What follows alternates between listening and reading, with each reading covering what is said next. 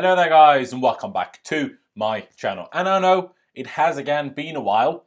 My apologies for that. Let's not get into why that is the case because I give the same excuses every single time anyways. But there is some big news that came out today because the move from Hakim Ziyech, or Ziyech, however you actually pronounce his name, the Dutch-born Moroccan winger slash attacking midfielder slash forward, whatever you want to call him, his move to Chelsea in the summer has now been officially confirmed by both Ajax Amsterdam and Chelsea Football Club.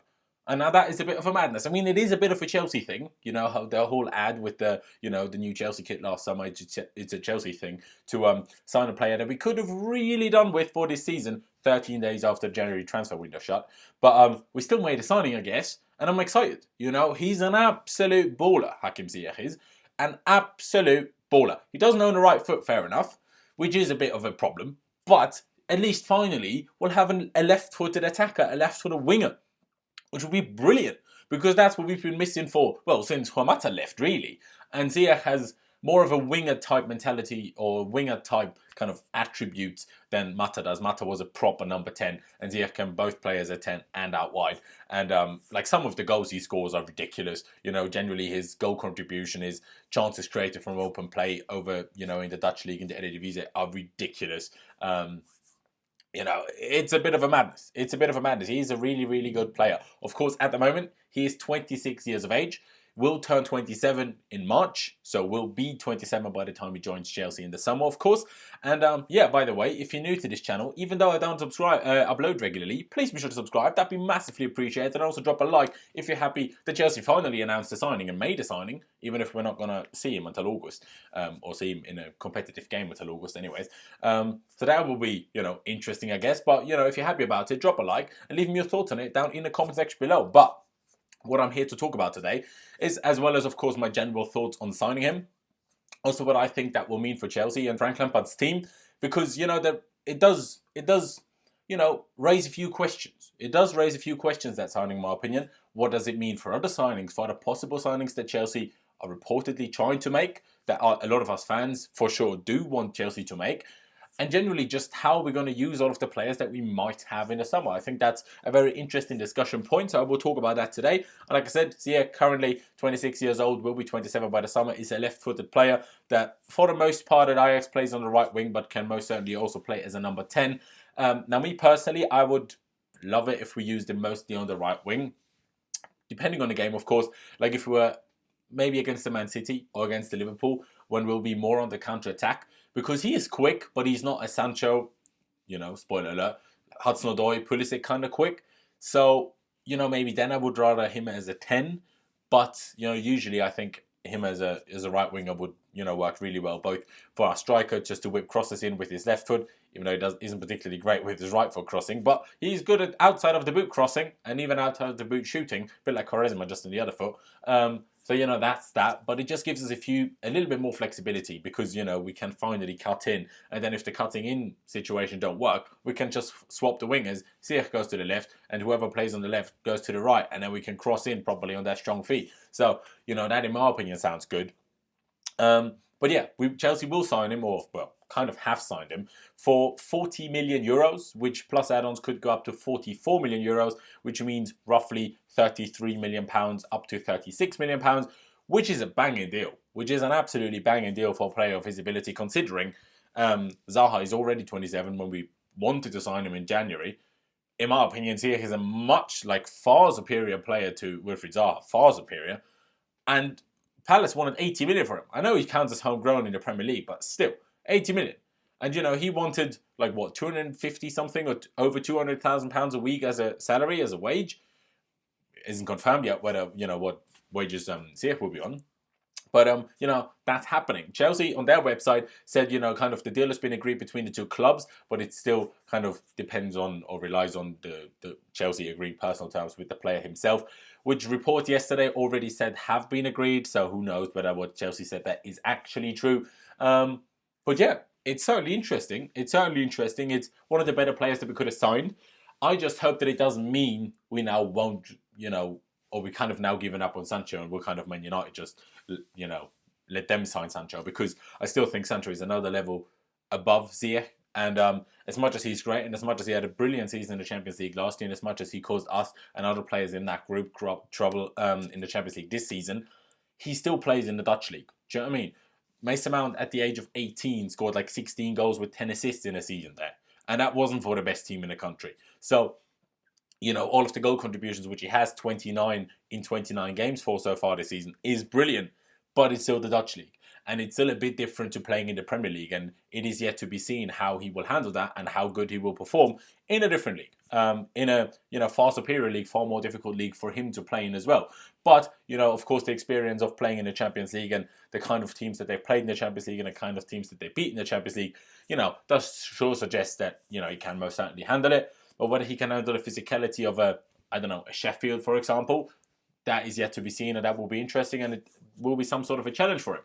The kind of small caveat for me personally is that we've kind of signed him now in February, and he's 27. So if what I'm going to talk about now happened to Pulisic last year, not that big a deal. He's really, really young. But say Ziyech picks up, a really bad injury, touch wood he doesn't, but say he does, then we're kind of screwing ourselves. I mean, I know he wasn't that expensive as it was, but still, you don't want a 27-year-old to miss almost a full season or something. Then he's already 28, starting to decline around 29, 30. That's what Pedro did anyways. So I'm not sure. It's a bit of a risky move, but at the same time, sometimes you have to take certain risks. The only other question is, I was signing him for not even £40 million. I'm sure if we paid, say, 15, 20 million more, we could have probably gotten him in January. Like, Ajax were knocked out of the Champions League. To be honest, I didn't exactly check, the table in the Eredivisie at the moment, but you would expect them to win the league. Maybe PSV are up there or one of the other clubs, but, I don't think having Ziyech or not having Ziyech will be the main decider whether they win the league or not. They generally still have a much better squad than all the other clubs, quite frankly. So I don't think it would have been impossible to get him. Yes, of course, some sort of, I'm not going to call them sources, but some sort of news said that Ajax just weren't willing to let him go. We were negotiating with them about Ziyech since December. So, that is interesting, and, that has to be taken into account. But I'm sure there would have been a way to sign him in January, which I would have been a big fan of, because, I think it would have increased our chances of, making top four in the Premier League and also possibly going past Bayern Munich in the Champions League quite significantly, just to have a much better player and also to have a left-footed attacker, like I keep saying. I think it would have just improved that situation. So, it is what it is now. It is what it is. The good thing about signing him now is, he can't change his mind, basically, if we say don't make top four and on in the Champions League next season. And also no other clubs can come in and swoop in for him and take him, steal him from under our noses. So that's the positives from signing him now. But the question is, say we sign Sancho as well. Just putting that out there. What do we do if we have Sancho, Ziyech, Pulisic, and Hudson-Odoi? And then, who knows what happens with Willian and Pedro, but especially if we sign Sancho as well. I 100% guarantee that both Willian and Pedro will leave. At this point, I would assume most likely just Pedro will leave if we don't sign another winger. But what do we do? Because who do you start, really? Because all of them somewhat, warrant it. Hudson-Odoi maybe so far this season hasn't. But, he still came back from a tough injury. And he's still 19 years of age. So you have to give him a little bit more time. Pulisic, didn't get to play at the start of the season, then came in and was one of our best players for a good while, and then has been injured for a little while now and tired before that. So we'll have to wait and see how he develops. Obviously, Sancho, if we sign him, will be 19, 20 years of age. And Ziyech is the oldest one out of the lot. Who do you start? It's a tricky one. Do you use Ziyech as the 10? Does Lampard think that is his best position? Who knows? I'm sure that also strongly depends on what kind of position he sees Ruben Loftus-Cheek in. Does he see him as the more attacking of a double pivot in a 4-2-3-1 formation, for example, next to a Jorginho, next to a Kante? Does he see Ruben Loftus-Cheek as that? Does he see Ruben as a proper number 8 in the 4-3-3? Then we don't have a number 10, and, it has to be just, all of those four players that I mentioned have to play on the two wing positions. Or does Lampard actually see Ruben as a proper number 10 in a 4-2-3-1? So, it is going to be very, very interesting.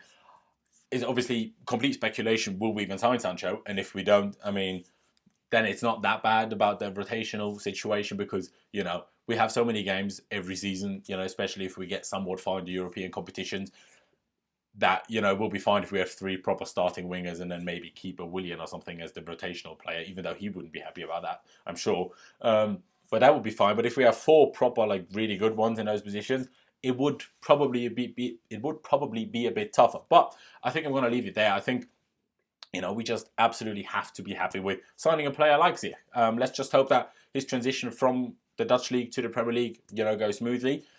Maybe it's also a bit of a benefit that he, you know, kind of knows already. You know, he will join up with the squad ASAP. You know, he obviously plays for the Moroccan national team, so he doesn't have to play in the Euros this summer. A negative is as well, he will be at the African Cup of Nations next January, like January to early February, depending on how far they get, and obviously some sort of preparation for that. So he will miss a bit of a part of next season, which I'm pretty sure Morocco will qualify. I think the qualifiers are still going on, but you know, that is obviously the bad thing when you sign African players, with the AFCON obviously always taking place in that winter period, which is not good. But I guess we'll just have to deal with that. Like I said, the lack of a right foot is a bit of a problem, and the kind of injury scare, what if he gets injured before he actually joins us. But other than that, I think everything's good. Like I said, it's an absolute baller, can score a banging goal, can score, like, he's just a brilliant footballer. He can pass, he can dribble, he can dribble really well, he's skillful, he can shoot, you know, he can score a goal.